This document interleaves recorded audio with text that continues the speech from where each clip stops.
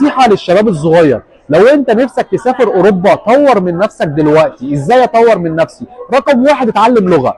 اللغه اللي انت هتتعلمها هتفتح لك ابواب كتير، سواء بقى لغه بلد معينه انت حابب تسافرها، سواء هتتعلم الانجليزي تاخد فيه كورسات وتطور من نفسك. لو مش بتعرف تقرا وتكتب عربي، خد كورسات لغه وطور من نفسك. لو انت بتفكر في السفر، سواء حتى الامارات، لو بتفكر حتى في اوروبا، بتفكر في اي دوله غير اوروبا، الانجليزي مهم جدا. فالنصيحه دي مني ليكم، اتعلموا لغه للشباب الصغير، حتى الشباب الكبير. اللغه دلوقتي مش هتقدر تستغنى عنها في اي شغل، تمام؟ وبعد كده لما تيجي تقدم، هتقدم يا سياحه يا دراسه. هي السياحه مش محتاجه لغه، ولكن الشباب الصغير الدراسه بالنسبه له اقوى. هيجيب قبول جامعي ويقدم كشف حساب بنكي، والقبول الجامعي هيكون معاه واوراق والده هتقوي موقفه، ويقدم دراسه عادي. ولو معاه لغه نقول مثلا 80% ممكن ياخد التاشيره. فاللغه مهمه جدا يا جماعه. النصيحه دي للشباب اللي بتفكر تسافر. بلاش تسافر هجره غير شرعيه وتخاطر بحياتك. انت ممكن تغير حياتك اصلا في بلدك من غير ما تسافر، بس احنا بنحب النجاح السريع، فرق العمله، باختصار الوقت، والكلام ده كله انا عارف.